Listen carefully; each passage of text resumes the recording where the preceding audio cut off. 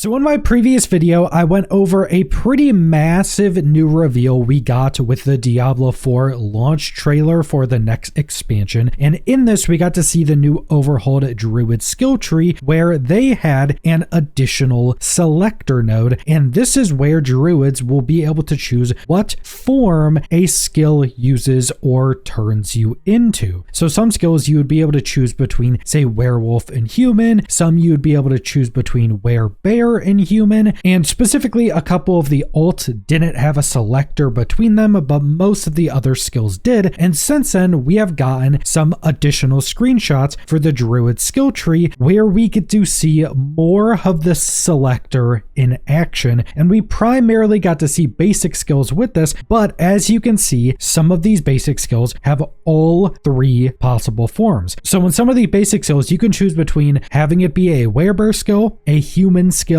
or a werewolf skill. So this is a pretty massive additional reveal because based off what that launch trailer showed us, we didn't actually see one of the nodes with all three of the forms possible. And now it seems that a bunch of the skills will just have all three forms as a possible option, which is just absolutely massive for additional build creation and kind of putting together your own build. But on top of just being able to see this, we also got to see some new nodes for one of the skills that shows just how impactful these new skill trees are actually going to be and how much customization you're going to have even for just one skill. We also got to see some of the possibilities with the selector nodes themselves for the different forms, because it does seem that some of these form options are going to give some small buffs. And specifically, we got to see a bunch of the different upgrades and options for the claw skill. And I think with some of these options, I think a basic attack druid build is actually going to be absolutely insane,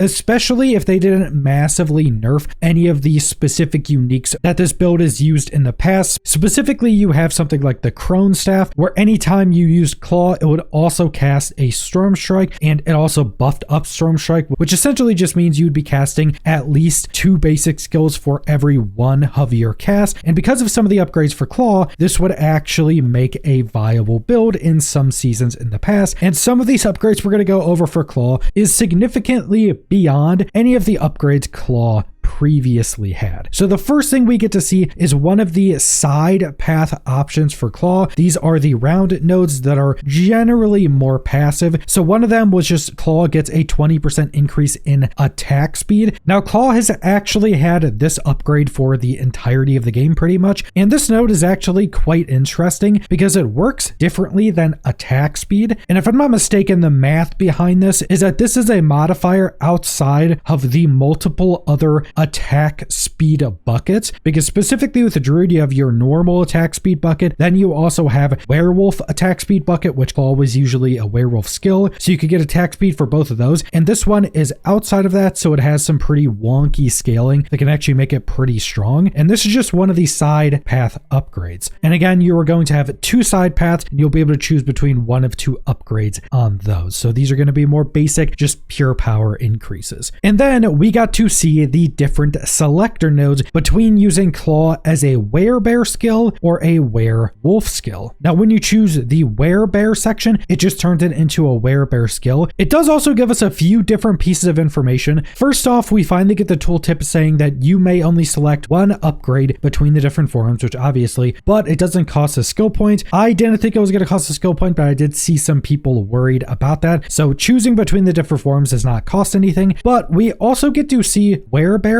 giving you a base buff for being in werebear. So werebear form grants 15% damage reduction and 20% bonus to max life. Now this is just a base upgrade. This is pretty reminiscent of things you would get through different passive pieces in the previous skill trees, and it seems that it's just baked into the form itself, meaning if you're just using a werebear build, you are at baseline a lot tankier, which makes sense. You are a massive bear. And if you choose choose Werewolf, Claw gets a 5% multiplicative damage increase. So not a massive buff, but I think the reason for this is because Claw at a baseline is a Werewolf skill. So instead of just having the selector here and having it feel a bit weird to choose Werewolf and get nothing, you instead get a small damage increase. Now, presumably all of the other skills are also going to give some small buff if you choose the form that skill at a baseline is. Probably not going to be anything substantial, but 5% multiplicative damage increase is decent enough to make it an actual choice. Now, on top of this, we also get the tooltip for Werewolf form. So Werewolf form grants a 15% move speed and 15% attack speed bonus. So Werewolf is going to be faster and have faster attack speed. So actually choosing between Werewolf and Werebear just at a baseline because of the base buffs they get is actually going to be a bit of a choice. Do you want to be faster and less tanky but do more damage, or do you want to just be a lot more tanky, generally slower, which also could be a problem for Werebear in general? And then that brings us to the most interesting options, because we got to take a look at two of the variants, and variants are in the middle section of the tree. These are the very gameplay changing elements, change up a skill in a completely different way. Now, the first one is very interesting, and it's called Viper Strikes. So Claw attacks twice and deals some amount of damage. My presumption here is that this is just showing that it's an increase compared to the base damage of Claw, and an additional 67% poison damage over 6 seconds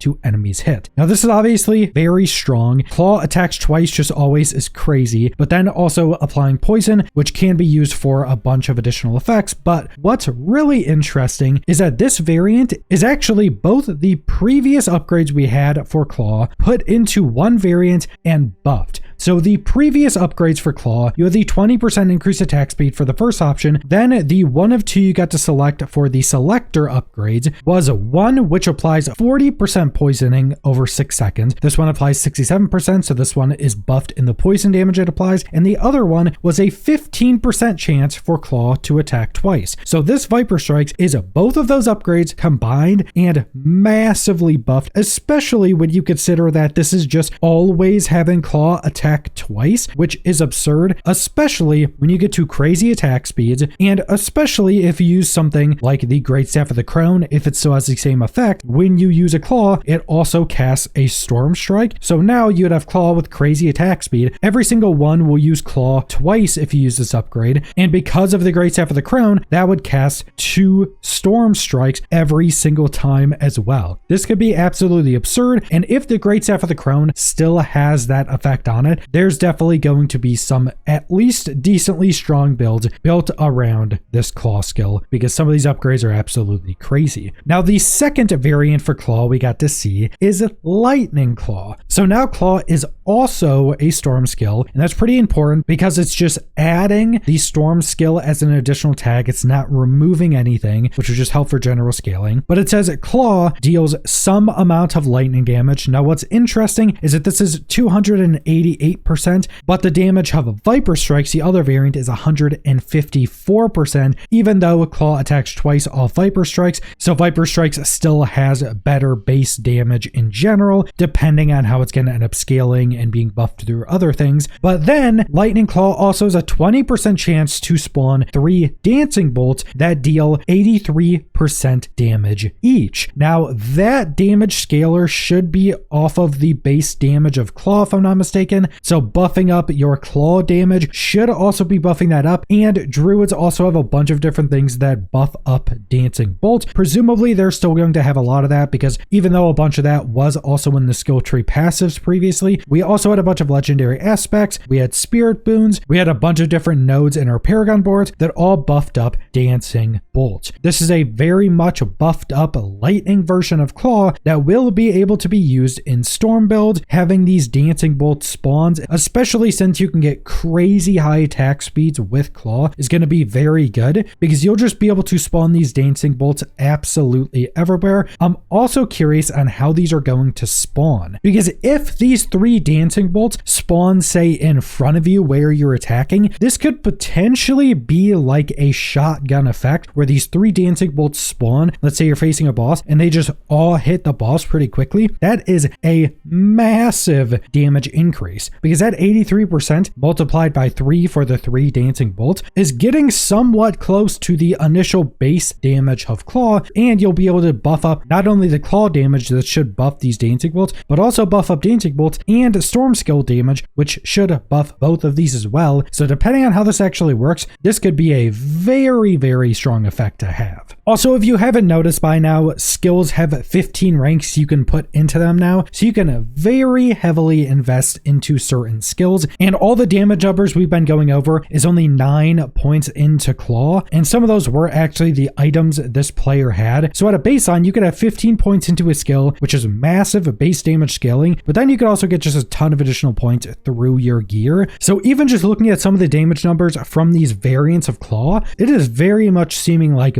base skills are going to be much stronger than they've ever been previously in Diablo 4, which I think just means that you should be able to make at least somewhat of a viable build around pretty much any skill in the game now. Because if these skills are just doing so much more base damage and you could invest so much more into them, you could definitely make a build around them. It may not be the best Torment 12 farming build, but you should be able to make pretty viable builds with pretty much every skill in the game based off what I've been seeing so far. So some very interesting information for the Druid, and I'm just fiending for more Druid information because I've been maining Druid since the game released. I'm probably still going to be maining Druid going into the expansion and then throwing in some Warlock on top of that, but the Druid is very much seeming to be one of the most interesting classes in the game now, just because they just kind of opened up every piece of the Druid. So now we can choose our forms, we can choose the element, we just have so many different build options now. But that's all I want to go over, so thanks for watching.